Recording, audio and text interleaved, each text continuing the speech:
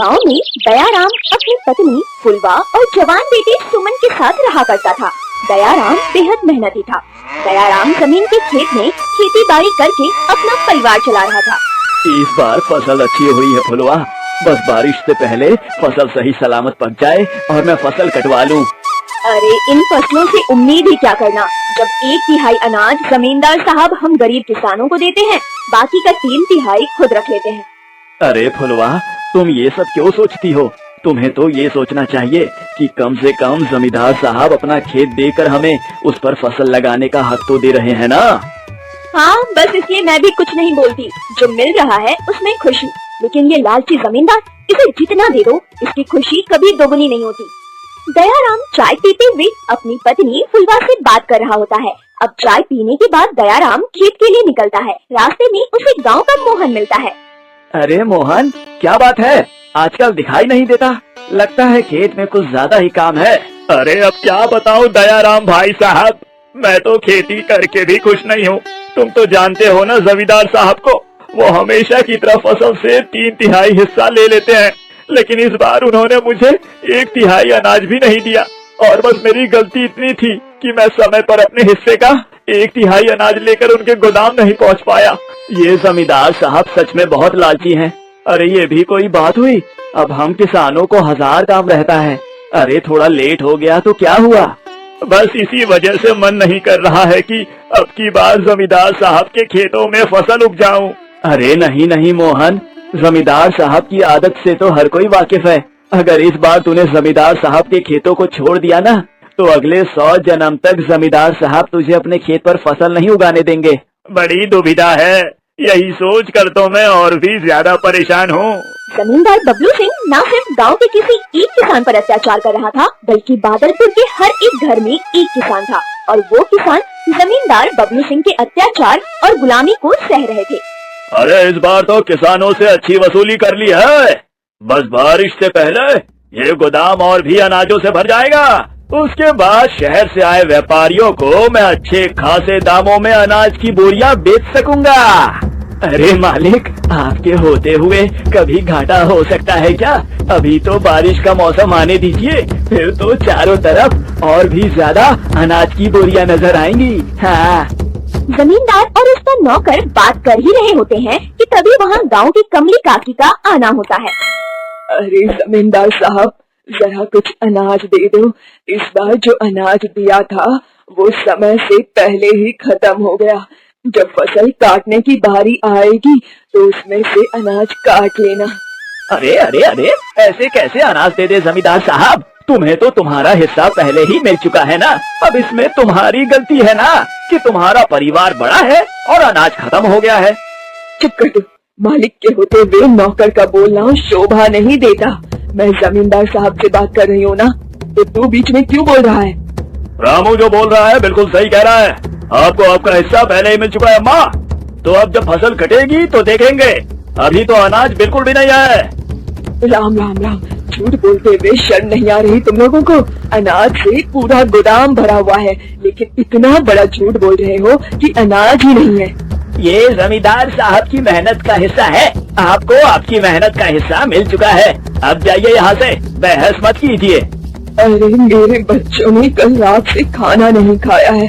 मुझ पर ना सही, मेरे छोटे छोटे पोती पोतियों पर तो तरस खा लो। अरे तो हम क्या करें? हम अपना पेट देखें, अपने बच्चों को देखें, या फिर गांव के बच्चों को गोद लें? अम्मा, आप घर जाओ, यहाँ तो आपकी दाल गलने से रही।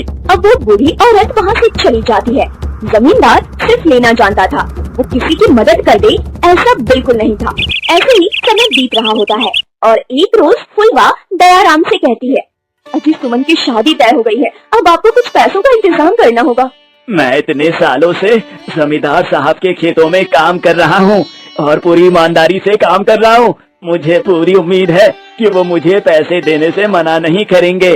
जी देख लीजिए, क्योंकि आपको पहले से सब कुछ तय करना होगा। बेटी की शादी में खर्च करने के बारे में तो आप जानते ही हैं। हाँ हाँ बिल्कुल, मैं जमींदार साहब से कल ही बात करूँगा। और देखो, बारिश का मौसम भी नजदीक आ चुका है और ये बारिश धीरे धीरे फसलों को बर्बाद भी कर सकती है। अगर लगातार बारिश होने लगी तो मुझे फसल कटवाना होगा। अगले ही दिन दयाराम जमींदार के घर पहुंचता है। अरे आओ दयाराम, क्या बात है? बारिश का मौसम और चाय पकौड़ों का मजा ही कुछ और है। तुम्हें भी चाय पकौड़ों का आनंद लेना है तो बताओ, मैं मंगवाता हूँ तुम्हारे लिए भी चाय और पकौड़े। नहीं नहीं जमींदार साहब, मुझे चाय पकौड़े नहीं खाने, मैं तो बस काम से आया था। अरे हाँ दयाराम, बताओ क्या काम है? सब ठीक तो है ना? बड़े चिंता में लग रहे हो। जमींदार साहब, मैंने अपनी बेटी की शादी अगले महीने तय कर दी है। 15 दिन बाद मेरी बेटी सुमन की शादी है। बस थोड़ा सा पैसा उधार चाहिए था। जैसे ही पैसे मेरे हाथ में आएंगे मैं आपको तुरंत लौटा दूंगा। अरे रामू, तीखी चटनी डाल इसमें, पकौड़ों में मजा ही नहीं आ रहा है। हाँ, तू क्या कह रहा था? बिटिया की शादी है और तुझे पैसे उधार चाहिए? जी जमींदार साहब, बिटिया की शादी है और कुछ पैसे उधार चाहिए। जैसे ही होंगे मैं आपको वापस लौटा दूंगा। देख दयाराम, 100 बात की एक बात, अभी मेरे पास इतने पैसे नहीं हैं कि मैं तुझे उधार दे सकूं। और तू अच्छे से जानता है कि मानसून दस्तक दे चुकी है और इसी वजह से अभी फसल की कटाई होगी और उसके बाद कुछ अनाज आएंगे, तो उन्हें बेचकर पैसे आने में भी काफी समय है। तो मेरे हाथ बिल्कुल खाली हैं अभी।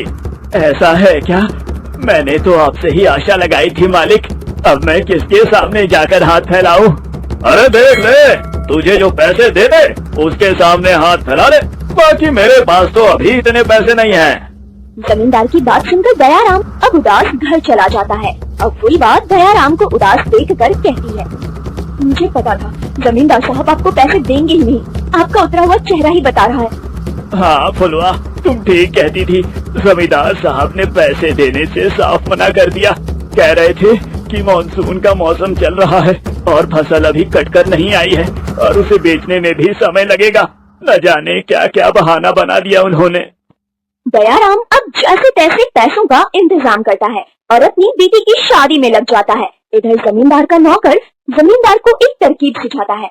अरे मालिक, आपको एक अच्छी खबर देता हूँ। अभी अभी दयाराम अपनी बेटी की शादी में लगा है और फसल पक चुके हैं। उसे खेती पर बिल्कुल भी ध्यान नहीं है। आप अपने आदमियों से कहकर फसल कटवा लीजिए।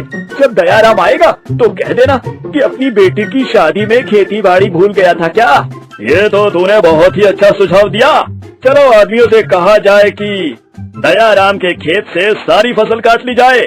जमींदार भी अपने नौकर की बात में आकर दयाराम के खेत से सारी फसल कटवा लेते हैं। दयाराम तो अपनी बेटी की शादी में लगा हुआ था। इधर कई दिन बीत जाते हैं और बारिश रुकने का नाम ही नहीं ले रही थी। एक रोज मोहन दयाराम के घर आता है। और दयाराम भाई साहब, बिटिया की शादी तो अच्छे से निपट गई ना? लेकिन एक बात बताइए, ये फसल कटवाने की इतनी भी क्या जल्दी थी? कुछ दिन और रहने दिया होता तो वो और अच्छे से पक जाता। अरे मोहन, क्यों मजाक कर रहा है? मुझे तो सुमन बिटिया की शादी से फुर्सत ही नहीं मिली, तो भला मैं कैसे फसल कटवा सकता हूँ? अरे दयाराम भाई, कैसी बात कर रहे हो? 2 दिन पहले ही जमींदार के आदमी आपकी खेत की सारी फसल काट कर ले गए। मुझे तो लगा कि आप शादी में व्यस्त हैं, तो उन लोगों ने फसल कटवा ली है। अरे जरूर जमींदार साहब ने कोई चाल चली है। मैंने तो फसल काटने की सोची तक नहीं थी। आप जल्दी से जाकर जमींदार साहब से बात कर लो। दयाराम अब तुरंत ही जमींदार के पास पहुंचता है और अपनी फसल की बातचीत करता है। तो जमींदार दयाराम से कहता है, दयाराम, तू अपनी बेटी की शादी करने में इतना ज्यादा व्यस्त हो गया था कि तुझे खेत में लगे फसल की परवाह तक नहीं थी। तो मेरे आदमियों ने बताया कि फसल काटने लायक हो चुकी है और बारिश भी लगातार हो रही थी, तो मैंने फसल कटवा ली और अब इसमें से तुझे 1/3 हिस्सा भी नहीं मिलेगा। ये तो आप मुझ पर अत्याचार कर रहे हैं। ये सरासर गलत है। जमींदार साहब, अभी अभी मैंने अपनी बेटी की शादी की है और मैं कर्ज में डूबा हुआ हूँ। देख दयाराम, मैंने तुझे अपना फैसला सुना दिया है, बाकी अब तुझे जो सही लगे वो कर।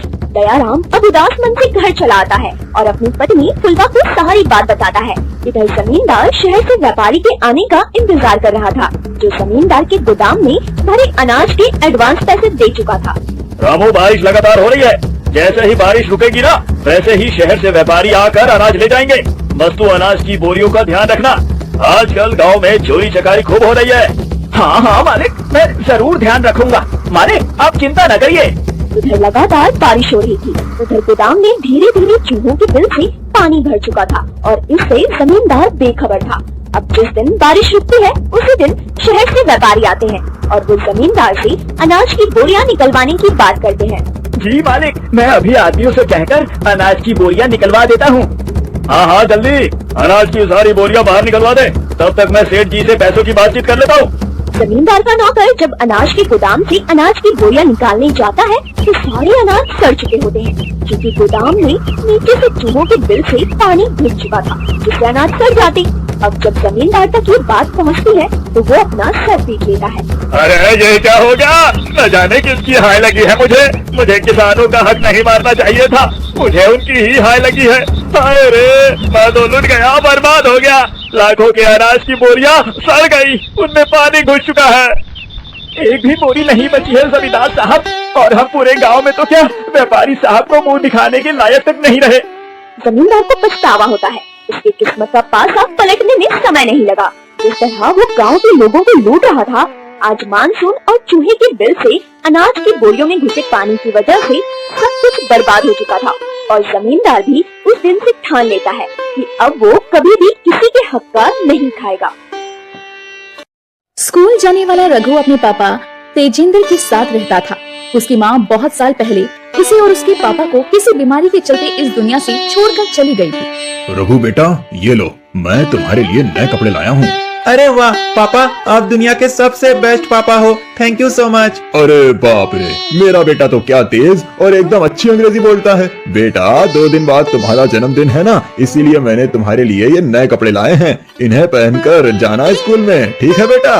ओके पापा, मुझे ये कपड़े बहुत पसंद आए, अब मैं इन्हें पहनकर अपने स्कूल में जाऊंगा और अपना बर्थडे सेलिब्रेट करूंगा। ठीक है बेटा। जिसके बाद तेजेंद्र ने रघु को एक माँ और पिता दोनों का प्यार दिया और उसे किसी भी चीज की कमी खलने नहीं दी। तेजेंद्र रघु का बहुत अच्छे से जन्मदिन मनाता है और उसे तोहफा भी देता है।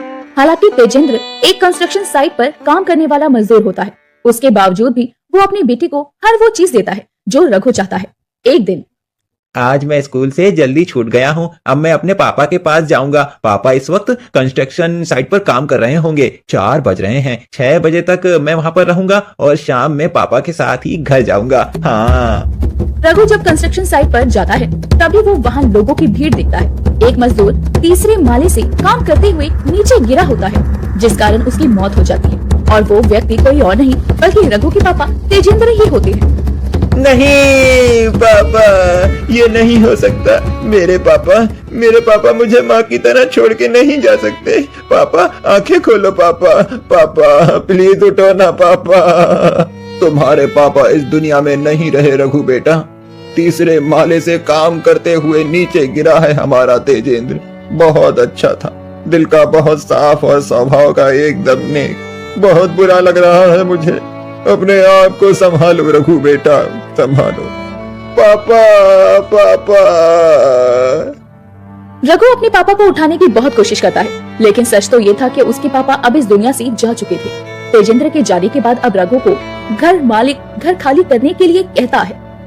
अरे ओ छुटंगे, चल निकल अब यहाँ से। अब ना तेरा बापू रहा ना तेरी माँ, इसीलिए अब मैं अपना घर किसी और किराएदार को किराए पर दूंगा।